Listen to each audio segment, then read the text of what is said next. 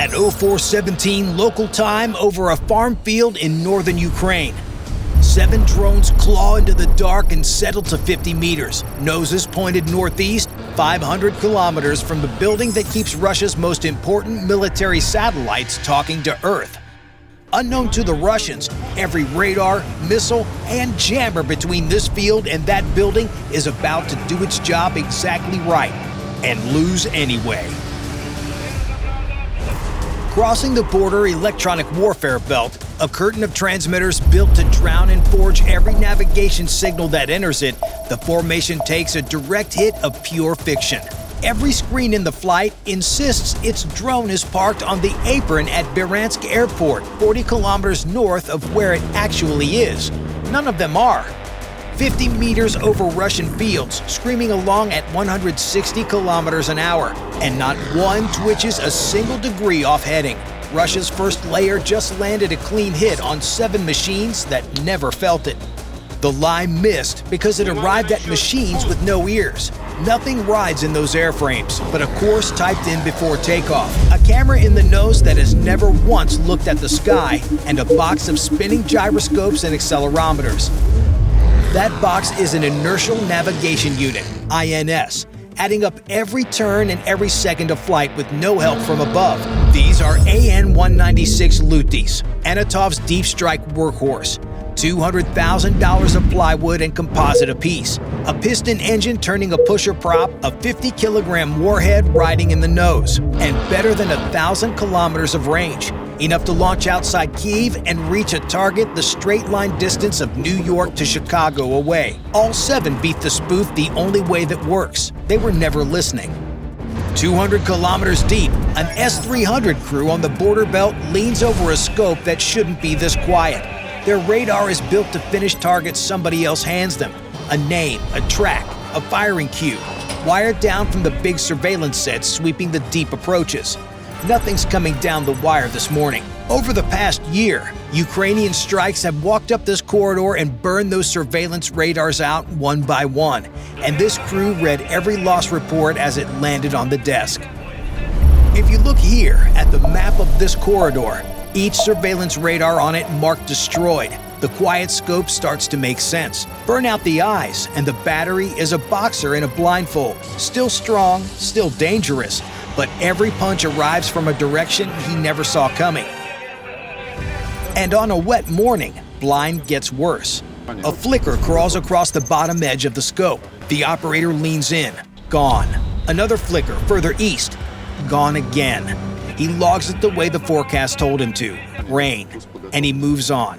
He's just watched a Luti formation cross his sector at 160 and filed it under weather. The radar erased that flicker on purpose. A radar drowning in rain would show its crew a wall of garbage, so it protects them with a trick called CFAR, constant false alarm rate. The set lifts its own detection floor to sit just above the background clutter, holding the false alarms down to a trickle. Rain raised that floor today. 7 plywood and composite airframes throwing back echoes the size of seagulls slid in just underneath it.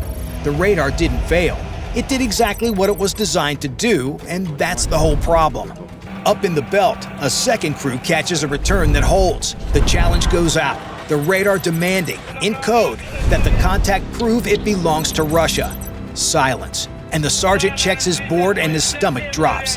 Russia's own Shahed attack drones, one-way propeller bombs that fly the same speed and altitude as the thing on his scope, are outbound on a corridor 2 sectors over. A pair of Sukhoi fighters is coming home to land on nearly this exact bearing. Fire on the wrong track this morning, and he spends the rest of the war explaining a smoking Sukhoi to a tribunal. Nobody in that cab is cleared to fire on a maybe. Not over their own country, with their own aircraft in the air, and in a war where they've shot down their own side before. The sergeant has a firing solution and the authority to use it. He puts his hand flat on the console instead and waits for the contact to prove itself hostile. Straight line, no climb, answering nothing, matching no flight plan anybody filed.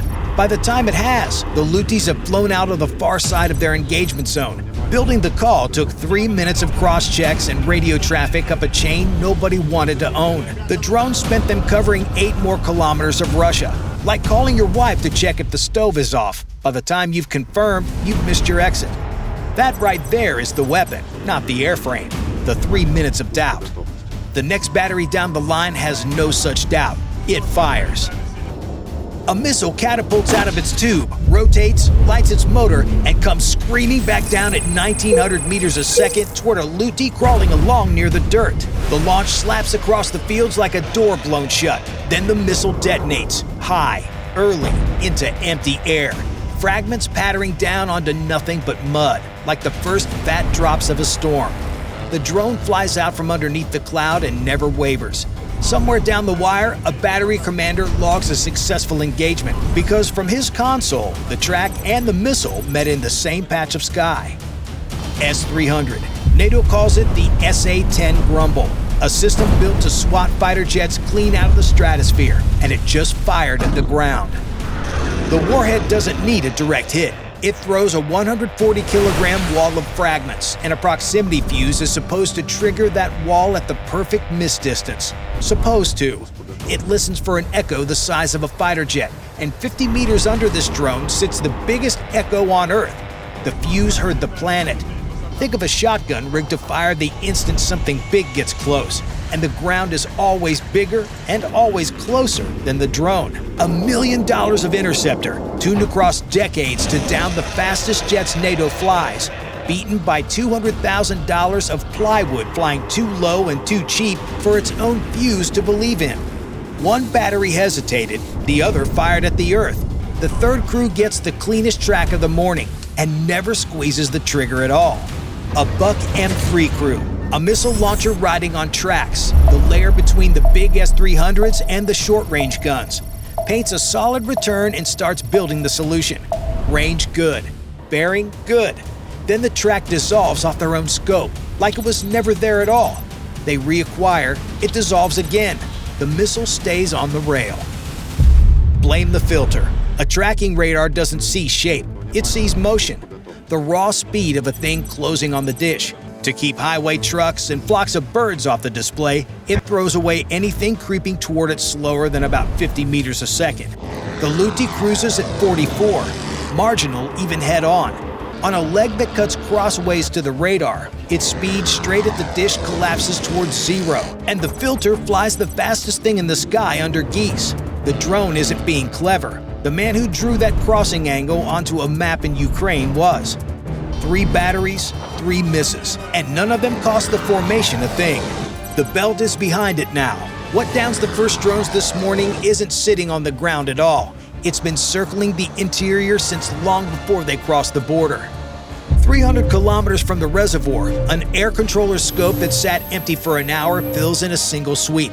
Dozens of contacts bloom across the front, low and slow, right where the ground radars underneath them show empty air. He starts sorting, and some of these tracks are Russia's own drones, outbound, heading the other way. Mislabel a friendly and it's a court-martial. Sit on a hostile and it's a warhead downrange. If you look here at the saucer bolted to the aircraft's spine, you'll see why he catches what everyone below him missed. This is an A-50. NATO calls it the mainstay, and its radar hunts by looking straight down from 33,000 feet. The curve of the Earth that hid the wave from the border batteries simply doesn't exist up here. Nothing sits between the dome and the drones but open air, and it pulls them out of the clutter past 200 kilometers. Its trouble was never range. The trouble is that Ukraine shot Russia's ground radar net to rags, and now one overworked aircraft is the only reliable pair of eyes over a country that spans 11 time zones. One air traffic controller handed every screen in the building. The U.S. Air Force bought 31 radar planes to cover this job. Russia started the war with about 9 A-50s that flew, and Ukraine has been subtracting. He's good at this. He's been vectoring intercepts over Western Russia since the first winter of the war, and he can read a track's intentions from the way it moves. But reading takes seconds, and a board this full doesn't hand out seconds. Everyone he spends confirming a single contact is a second 3 others use to slip past him. He keys the net anyway, calm and clipped. Multiple low-fast movers, Sector 4, vectors to follow. He's running the best-equipped intercept aircraft Russia can put in the sky, and he's being asked to be in 9 places at once with an airplane that can only ever be in 1. The first shooter he sends isn't a fighter, it's something slower, and that's exactly the point. Something slides in alongside Aluti, matching its speed, holding formation with it in the pale early light like 2 of them are flying the same mission. The cannon hammers. The drone comes apart in a bloom of plywood confetti and tumbles into a field outside Kaluga. MiG-28. NATO name, Havoc. 11 tons of tank-busting attack helicopter with a 30mm cannon under its chin that throws 40-gram shells at 900 meters a second. Sent to do a fighter's job because a fighter can't do this one. They reached for a helicopter because a jet is the wrong tool for a target like this. Closing at 600 kilometers an hour, a fighter gets a firing window measured in a heartbeat, and its pulse Doppler radar chokes on a slow mover buried in ground return. A helicopter just pulls up alongside at a matched 160 and takes its time. You don't chase a bicycle on a Ferrari. You roll down the window and keep pace. The gunner in the front seat walks his rounds on with the patience of a man shooting clay pigeons. The cheapest intercept of the morning, and easily the most satisfying trigger squeeze in Russian air defense all week. A second Luti falls the same way, minutes later. Run down over the fields by a gunner who never had to hurry. The hunt is working. Down a road east of the flight path, the next intercept is already parked. Engine off, tailgate down, listening. A soldier on a parked pickup tilts his head. A 2-stroke engine, somewhere in the brightening sky. The flat buzz of a lawnmower where no lawnmower has any business being. His thermal sight comes up. Bloom acquired. A missile screams off his partner's shoulder, and a few seconds later, an airframe corkscrews into a tree line, trailing smoke. That was a Verba, a shoulder-fired heat-seeker, one of thousands riding pickup beds along the roads into the interior, cued by nothing fancier than good ears. Aluti runs a hobby shop engine at full throttle, and you can hear it coming for kilometers. But the Seeker hunts heat, not radio, so the machine never had the faintest idea the man was there. The oldest trick in air defense, older than radar itself, and against a machine this slow and this loud, it still earns its keep. The whole layer costs less to run than a single S-300 reload. 3 down, and the survivors have no idea they survived because they can't know anything at all. 200 kilometers from the target, deep in the interior, the jamming blanket long ago ate the 4 remaining machines' satellite fix. They don't so much as wobble. The gyros behind each warhead are still counting, and every hour in the air, the INS drifts another 400 meters off true. 3 hours to Moscow. By the reservoir, the air stacks past a kilometer, wide enough to put a warhead in an apartment block instead of a control room. The INS only gets a drone to the right neighborhood. What finds the right building is still riding quiet in the nose. And the problem waiting over Moscow is a different lie entirely.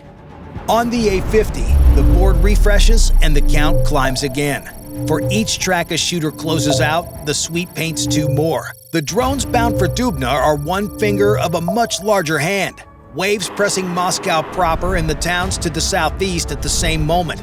Decoys in the stream burning time and interceptors on plywood. 1 aircraft, a handful of alert helicopters, finite fuel, finite rounds, against dozens of tracks. And some of the shapes on his board aren't even armed. Bare airframes with fat radar reflectors bolted on, flying the same profile as the shooters. Each one has to be confirmed, chased, or shot like the real thing.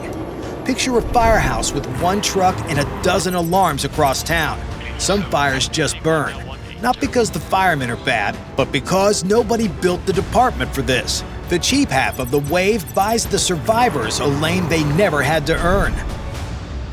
The survivors pressed northwest, 150 kilometers from the reservoir now, toward the ring of steel around Moscow that guards the wrong thing entirely. Flying blind works fine over empty fields. Over the capital, the sky itself starts lying, and it lies loud. 40 kilometers out, crossing into the capital's electronic murk, the lead drone's satellite fix updates one last time, and the number is a lie again. The position slides sideways off the map, tugging at the course. trying to drag the formation into bare farmland. The lead Luti holds heading like the sky said nothing at all, and behind it, 3 more do the same. What just happened to that fix is the best soft defense Russia owns. A signal from a satellite 20,000 kilometers up arrives as a whisper, so faint a receiver has to know exactly what to listen for. A spoofer on the ground doesn't jam it, it outshouts it, broadcasting a stronger counterfeit, sliding its position off true a meter at a time, walking anything that trusts its satellite straight into the dirt. No one smashes the drone's compass. They hand it a prettier one that points wrong. The same electronic fog that's been shoving airliners off their approaches into Moscow for 2 years. The price Russia pays to keep drones off the Kremlin. And it works on almost everything that listens to the sky for directions. And here is the refusal, the one wired in before this machine ever flew. The Luti doesn't trust its satellites, and it doesn't have to. Down in every surviving nose, a camera is already working. Frame after frame of wet Russian rooftops sliding past the lens, each one checked against a picture it owns. If you look here at that camera, you can see the secret of the entire run. Back over the interior, these machines stopped listening to the sky and started reading the ground. A small computer behind that lens matches the live picture rolling underneath it against a satellite map loaded before takeoff. The way your phone recognizes your face in bad light with a hat on. It's a trick American cruise missiles have used for 40 years, shrunk onto a circuit board worth a few $100s. Jam its radio, spoof its satellites, doesn't matter. They navigate by looking out the window and recognizing the streets. Russia built the finest electronic fog on Earth over its capital, and 4 drones that read the ground instead of trusting the sky just walk through all of it. 20 kilometers ahead, at the water's edge, a launcher crew hasn't heard any of this yet. They're about to get the strangest cue of their careers. On the shoreline below the dam, a Tor M2 crew feels their launcher suddenly slew and spin up onto a bearing their own radar has no track for. Empty scope, live solution, missiles packed vertically inside the tracked vehicle, ready to fly, aimed at nothing the crew can see. For one heartbeat, the commander doesn't trust it. Then the numbers sharpen, tight and certain, and he understands. Somebody bigger, somewhere south, is doing his looking for him. He can feel the launcher hum under his boots as the seeker heads come alive, tracking a piece of sky his own eyes swear is empty. The ghost has a name. 40 kilometers south, an S-400 battery on Moscow's northern arc painted these survivors bright on its big panels. Plenty of range, plenty of altitude, none of it any use. Its missiles run north of $1 million apiece, built to knock down jets and ballistic warheads. And this bird-class track is crawling away from the city the battery guards. So it doesn't shoot, it cues. Bearing, range, altitude, heading, all of it headed down the net to the little point defense system waiting right where the track is headed. The big battery can't be bothered with the rat, so it radios the cat by the barn and tells it exactly where to look. Down in the horizon shadow, the Tor swings onto a solution it could never have built alone. For once, the right system has the right shot. So how much does one good cue actually buy? If the cue is off by even a degree, the missile hunts empty water and the survivors are gone. The commander can't wait for his own radar to confirm. He handed the track the 2 minutes it needs to slip past. He shoots on faith in the net instead. The Tor fires. A missile punches vertically out of its canister, tips over onto the cue, and swats one Luti out of the air short of the fence line. Debris skipping across the shallows. The bang rolls across the water a heartbeat behind the flash. The launcher cycles for the next round. Too late. The others are already past it, strung low across the water. The Tor is a guard dog on a chain, ferocious about the 1 yard it owns. Useless the moment the intruder steps past the fence, and these drones only had to cross that yard once. One intercept was the ceiling, and the ceiling was built into the truck. The cue pointed it the right way, but the Tor's tracking radar rides on the roof of the vehicle a few meters off the ground. Against a target this small over flat water, it holds a solid track out to barely 5 kilometers. 2 minutes of work before the drone is on top of it. Worse, the electro-optical tracker it keeps for just this kind of low, small target is staring into rain. The weather that was a disguise at the border is a smeared windshield here at the gate. Right cat, right barn, 2 minutes and a rainstorm late. 3 drones left, 3 aim points, and nothing between them and the target but the buildings themselves, because Dubna isn't a bunker. It's an office park with a radio telescope on the roof. No blast doors, no blast walls. Nobody ever imagined the war reaching a physics town north of Moscow. Underneath the flight path, the science city is stirring. 70,000 people, physicists' apartments stacked along the river, a town that has spent its life listening to space. A few windows light up along the embankment. The first phones come out on balconies, hunting a prop note nobody can place. The skyline the drones are reading off their maps is the same one printed on the city's postcards. If a camera loses its rooftop match, the warhead lands in an apartment courtyard instead of a control room. 2 kilometers out, the lead Luti crosses the shoreline low and flat. Prop note climbing, the camera in its nose reading rooftops and matching them against the map in its memory, walking itself to a point somebody chose weeks ago. 1 kilometer. It tips into its run. On the balconies, the buzz swells from lawnmower to chainsaw in the space of a breath. A man with a rifle would have had a better chance than the nothing the whole air defense network puts up to meet it. 500 meters. 3. The warhead punches into the squat complex at the base of the big antenna, and the building's own walls become the shrapnel. If you look here at the 32-meter dish it just gutted, you can finally see why a drone flew 500 kilometers to reach it. This is the largest satellite ground station Russia owns, the ground end of its entire link to space. The dish and the hardware modules beneath it send the commands up to the satellites and pull the take back down. The health checks and the steering commands, the tracking, the reconnaissance that helps Russia watch the war in Ukraine. And a precision antenna like this has the armor of a patio umbrella, aimed to within a fraction of a degree. You don't smash the dish, you gut the room that runs it. And you don't shoot down a satellite, you cut the one phone line it calls home on.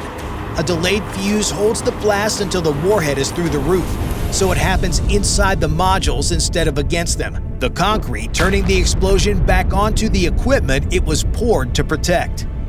The second drone blows the technical building's wall into the parking lot. The third, laid off the interior transit, finds the main hardware and software building, the room where the satellite network is actually run. 3 structures, 1 for each survivor, all of them scorched on satellite imagery pulled by Western analysts before the afternoon is out. 7 drones, $1.4 million of plywood, just cut the ground link to a constellation Russia spent tens of billions putting into orbit.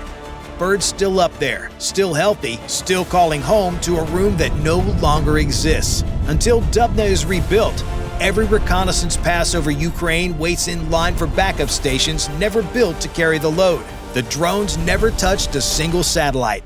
They didn't have to. If you enjoyed this video, watch the one where Ukrainian drones burned the Black Sea Fleet's last safe harbor. Bye for now.